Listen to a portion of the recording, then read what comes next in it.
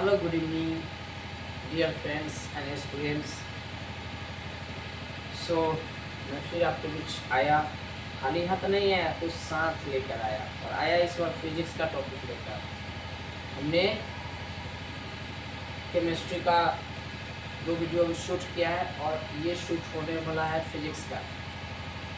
जो आवाज़ आ रही है उसके लिए रिक्वेस्ट है कि थोड़ी प्रॉब्लम है अगर, तो उसके लिए सॉरी, वेरी रियली सॉरी। आप उस पर फोकस ना करें। फिर ये आज भर है, तो यह प्रोग्राम उधर है, इसलिए चल रहा है, फिर ख़त्म हो जाएगा। हम बोल जो रहे वो उस पर आप ध्यान दो और उस पर सुनने की कोशिश करो, समझने की कोशिश करो। वो तो चलते ही रहता है। चलो डियर, सबसे पहले रेस्ट समझते हैं। फिजिक्स में रेस्ट क्या तूफान मचाने वाला है। रेस्ट कहना चाह रहा है कि it does not change its position with respect to a fix point its surrounding. बोल रहा है कि यह कभी चेंज नहीं करता है पोजीशन को, क्योंकि यह फिक्स पॉइंट रहता है। जहां पर ये बैठ जाता है वो उसका फिक्स पॉइंट होता है और वहां से वो पोजीशन चेंज नहीं करता है। चेंज हम करते हैं, आप करते हो। हमारे पास एक्सटर्नल फोर्स है तभी तो चेंज कर देते हैं, वरना इसकी क्या होगा, क्या मजाल है कि अपना जगह छोड़ के चले जावे। तो इसको हम लिविंग थिंग कहेंगे, इसको रेस्ट कभी नहीं करेंगे। जो हिले तक नहीं, डोले तक नहीं, डांस भी नहीं करेगा, उसका नाम है रेस्ट। क्लियर?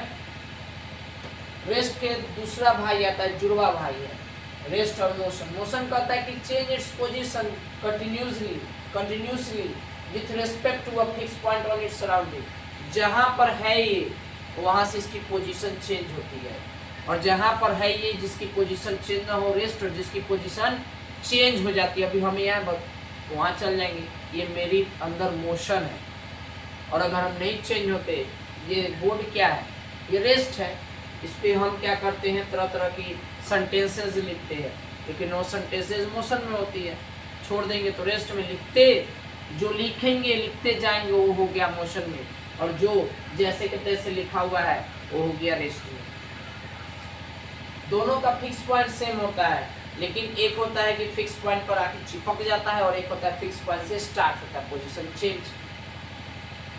अब डिस्टेंस क्या होता है, कहा जाता है the actual length of the path travel by a moving body irrespective of the direction. क्या कहना चाह रहा है, सुनो ध्यान से। ये कहना तो यही चाह रहा है कि एक्चुअल लेंथ होना चाहिए। हमें कहीं अगर पहुंचनी है, तुमको पता है कि एक रास्ता नहीं, कई एक रास्ता होती वहां पर पहुंचने के लिए, जहाँ हमें पहुंचना चाहिए। ये शॉर्टकट नहीं मारता, घुमा फिरा के पूरा लगता है कि जिला चौरासी करके कब ये आता है, इसी का नाम है डिस्टेंस। समझ गए ना, उसी को एक्चुअल लेंथ कहते हैं।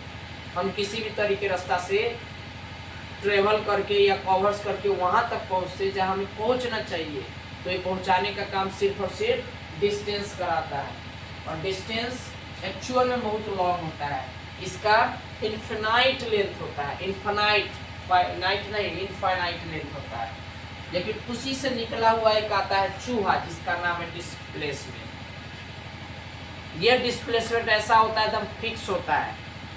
एक होता है इनिशियल, एक होता है फाइनल, और दोनों के बीच वाला जो एकदम शॉर्टेस्ट डिस्टेंस हो, एकदम शॉर्टेस्ट डिस्टेंस हो, यानी कम से कम, छोटा से छोटा जो दूरी रहेगा, उसी को हम लोग बोलते हैं डिस्प्लेसमेंट। देख लीजिए, जिसको डिस्प्लेसमेंट कहेंगे। लेकिन यही अगर आगे तक बढ़ा जाए और उसकी हमको अंदाजा भी नहीं रहेगा, तो जिसका अंदाजा ना हो वो डिस्टेंस, जिसका अंदाजा है कि हम इतना कवर किए, वो हो गया डिस्प्लेसमेंट।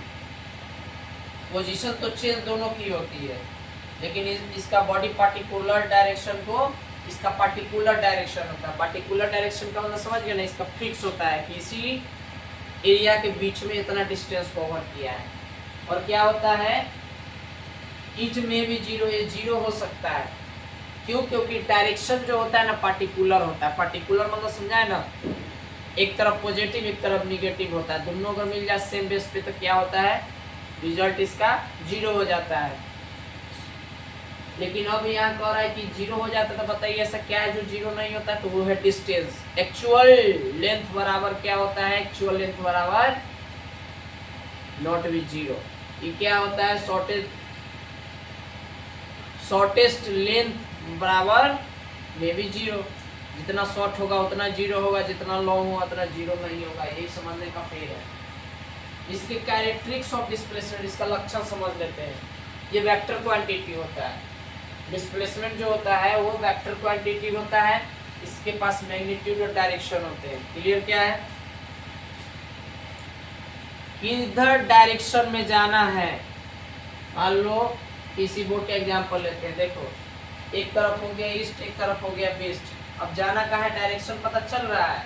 हम पूरब में जा रहे हैं कि पश्चिम में जा रहे हैं और कितना चले ये भी बता दे, इसलिए इसका नाम होता है वेक्टर क्वांटिटी। अब आपको बता देते हैं कि इसका बॉडी हमेशा एक सर्टेन इंटरवल होता है। इसके पास जो टाइम होता है ना वो इंटरवल टाइम होता है। वही इंटरवल टाइम, मतलब इंटरवल का मतलब क्या होता है, समय के अंदर रहते हुए काम कर लेना या दूरी तय कर लेना, इसी को इंटरवल टाइम कहते हैं। समझ में आ गया? इसका बॉडी जो होता है, इसके बॉडी के अंदर पॉजिटिव, जीरो, निगेटिव क्या होता है, वैल्यू होता है। पॉजिटिव वैल्यू, निगेटिव वैल्यू और जीरो वैल्यू, तीनों कंडीशन में इसकी वैल्यू आती है। अब बात कर लेते हैं थोड़ी सी स्पीड की। ठीक है, अब स्पीड क्या होता है, जब कोई बॉडी अगर डिस्टेंस ट्रेवल कर रहा हो पर यूनिट टाइम में, पर यूनिट टाइम में क्या कहा गया कि कोई बॉडी डिस्टेंस ट्रेवल करता हो, जो समय रहता हो उसी समय के आसपास वो कर लेता हो, तो इसका माना गया कि वो क्या है, स्पीड है। इसके पास स्पीड जो आएगा बहुत ही शॉर्ट आएगा, लॉन्ग नहीं शॉर्ट आएगा, उसी शॉर्ट में वो डिस्टेंस ट्रेवल करेगा।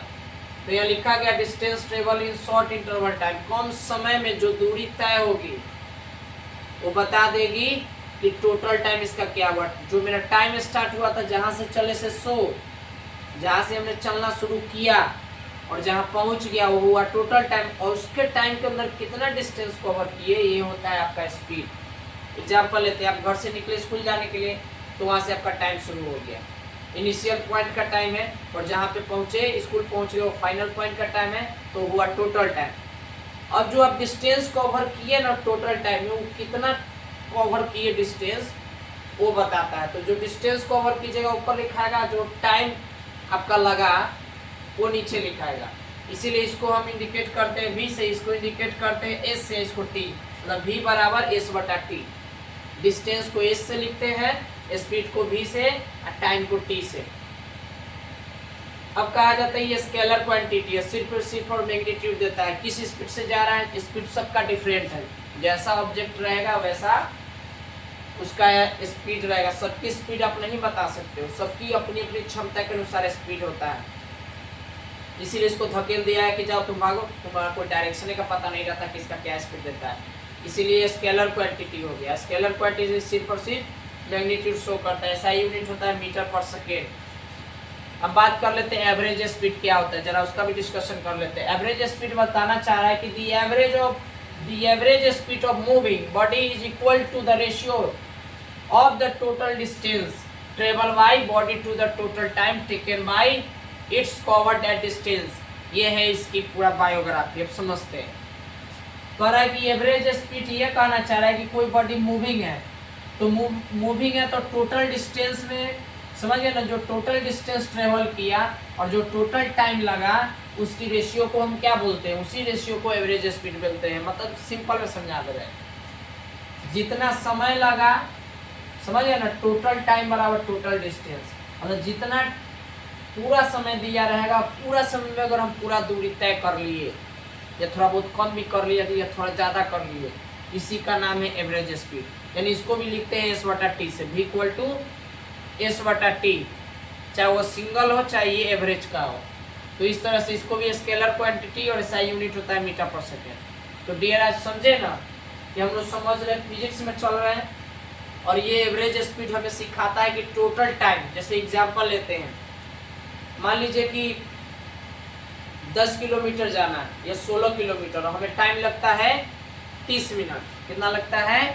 30 मिनट। ये यूँ कहें तो हमें लगता है 55 मिनट। तो मेरा ये क्या हो गया, 55 जो मिनट हुआ ये टोटल टाइम हुआ, और 16 किलोमीटर क्या होगा, टोटल डिस्टेंस हो गया। मतलब जितना आपको टाइम लगा ना, वो मान लीजिए कि वही टाइम है मेरा टोटल, और जितना आपने डिस्टेंस कवर किया उसी को मान लीजिए टोटल डिस्टेंस है। और दूसरा एग्जांपल लेते हैं, मान लीजिए कि आपको 20 किलोमीटर जाने में 1 घंटा का टाइम लगता है, 20 किलोमीटर जाने में 1 घंटा का टाइम, तो जो 1 घंटा का टाइम है वो टोटल टाइम है, और जो 20 किलोमीटर दूरी तय की है वो टोटल डिस्टेंस है जिसको आप ट्रेवल किए या कवर्स किए हैं। तो समझ में आया ना एवरेज स्पीड कैसे निकालते हैं। एवरेज स्पीड का ये फॉर्मूला है और ये स्पीड का है।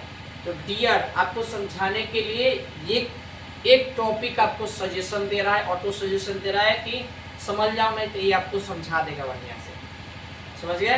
तो फिर मिलते हैं नेक्स्ट वीडियो में इसका पार्ट 2 जानने